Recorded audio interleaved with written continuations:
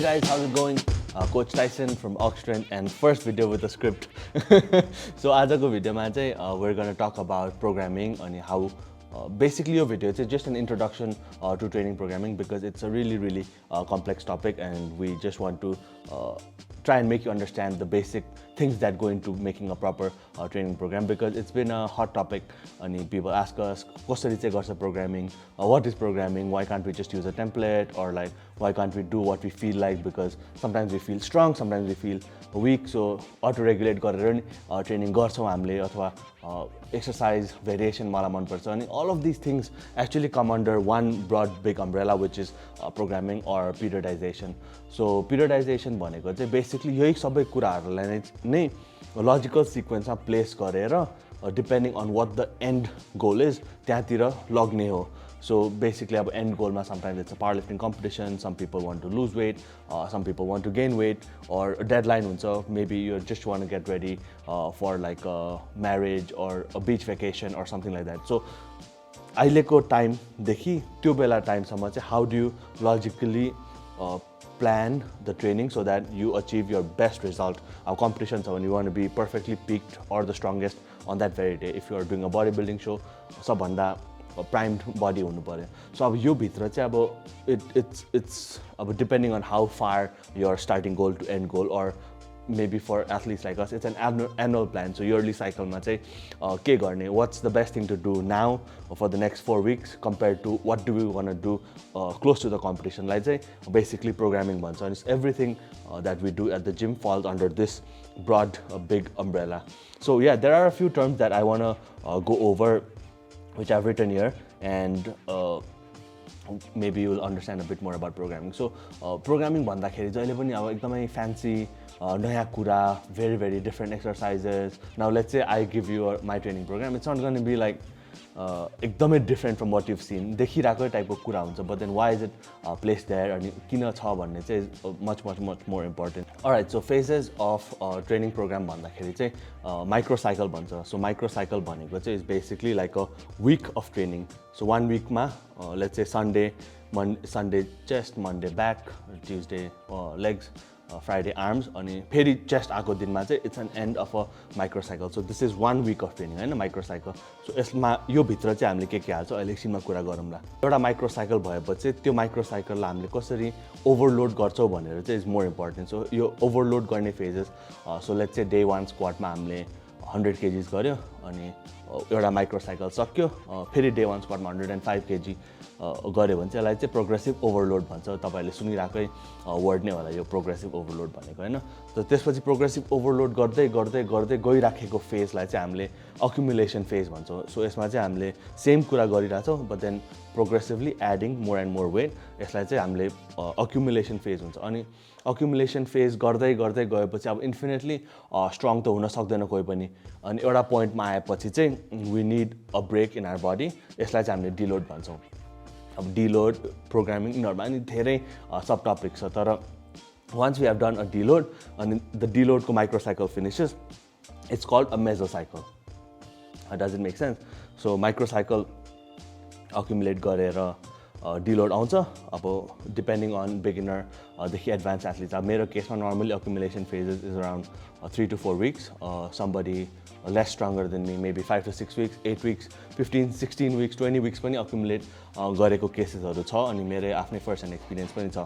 त त्यसपछि चाहिँ we need a deload, everybody needs a deload, अनि त्यसलाई चाहिँ एउटा mesocycle भन्छौं. अनि यस्तो mesocycleहरुलाई चाहिँ हामीले सम गरेर चाहिँ एउटा ट्रेनिङ ब्लक बनाउँछौं. So strength block, hypertrophy block, peaking block भनेर पावर लिफ्टिङमा चाहिँ कमन छ. अनि ट्रेनिङ ब्लक भित्र पनि दुईटा तीनटा मेजोसाइकल हुन पनि सक्छ हैन. सो लेट्स से अहिलेको जनरलमा चाहिँ 3 weeks accumulation, 1 week deload भयो, 4 weeks को एउटा मेजोसाइकल भयो. सो हामीले सबभन्दा farthest away from the competition ले हाइपरट्रोफी ब्लक गरिराछ. So first mesocycle can be 1 into 8 मा progressive overload for 3 weeks and then we deload हैन. त्यसपछि second mesocycle can be of 7 reps, third mesocycle can be of 6 reps, and then this is one hypertrophy training block. 3 months ko program तपाईको त्यही बनिसक्यो हैन. त्यसपछि what's the most logical thing to do after a hypertrophy block? Is it peaking block? Probably not. Maybe a strength block because you want to induce the hypertrophy outcome into something that is more practical. And the second match is strength block. So strength block, it could be depending on how far. You could have 1 mesocycle of strength, you could have 3 mesocycle of strength, you could have 5 mesocycle of strength, and depending on again the athlete and different variables. Different different dosages of hypertrophy चाहिन्छ. So let's say for my case, maybe I don't need much hypertrophy in my lower body because it's at a quite advanced stage in terms of muscle hypertrophy. But then I need more strength adaptation because I can get much stronger with the amount of muscle that I have. So I might spend a lot more time in a strength block, you know? And finally, when we're doing a competition, peaking block भनेर हुन्छ. Peaking block चाहिँ generally एउटा mesocycle भन्दा longer मैले राख्दिनँ unless like back to back meets छ भने, which also I don't recommend. So peaking block मा चाहिँ maybe just 1 mesocycle of a peaking block. So यो डल्लै so यो सबै हाम्रो training blocks हरू organize गरेर पछि चाहिँ it's like a annual plan or a periodized training program, and यसलाई चाहिँ हामीले generally programming भनेर भन्छ. So yeah, that's the basic concept of periodization. अब सबै जुन termsहरु मैले use गरे नि, microcycle भन्यो, mesocycle भन्यो, deload भन्यो, यसमा चाहिँ maybe we could make another video. If you guys are more interested in finding more details about it, please share this video and obviously write down in the comments, and then we'll slowly dive into how to write a microcycle. Or a microcycle ma ke huncha, what exercise do we choose, how do we choose it, what intensity are we going to choose, is it going to be RPE based, is it going to be percentage based, what about accumulation phase, week to week कसरी progress गर्ने त, do you want to add weight, do you want to add reps, do you want to add sets, do you want to add both, all three. So यसमा पनि अब a lot of different calculations अनि real life example दिएर we could present a video. अनि why do we want to do hypertrophy training block, how long should an hypertrophy training block be. So यो भिडियोको एउटा concept भइसकेपछि चाहिँ then maybe you could understand more and more. So let us know if you're interested in us making more videos such as this one. But then our programming concept चाहिँ एकदमै vast छ, अनि obviously it's going to take years and years of practice to prioritize or make your own training program. And for me myself, I have a coach who does my programming for me, and I coach a bunch of athletes. And I would recommend that you do the same as well, like hire a coach who knows somebody who's better than you in terms of understanding of the literature in terms of programming. अब हाम्रै athlete, हाम्रै coach लिनुपर्छ भन्ने छैन, but it's a viable option, and I have faith in all of my coaches and myself that we can deliver a good program. But few things that you want to look for when you're hiring a new coach is that don't look at the coach as an athlete. So don't look at, let's say if you're looking at me and then you say like, oh, Tyson can squat 275 kgs. Oh, he can be a good squatting coach. Just if you're looking for a coach, maybe it's not the best option. Or let's say he has a star athlete, let's say Dr. Strength like Tyson le coach garcha, then if I get coached from Tyson, म पनि Dr. Strength hunchu. त्यस्तो भनेर चाहिँ directly jump ship नगरिहाल्नु, because a good athlete and a good coach is two completely different things. Maybe I would have squatted 200, not 75, maybe 260 without a coach ever. I know, so I would have probably reached 250 or 260 at this point. Obviously, training hard, long time, in order to त्यसरी चाहिँ coach select नगर्नु, or maybe Mohit Dai could have done himself what he's achieved through my coaching. But when you look at a coach, say look at a broader picture, look at what type of athletes the coach is dealing with, look at his roster. Mero pani, like if you want to check my clients out, you could go to our website, and then under coaching achievements or testimonials, you can really have a look at the diversity of the clients that the coach has. Kosto clientहरूलाई train गरायो, how are his clients doing over a long period of time? Is he coaching somebody from 3 years back and who's still training with him?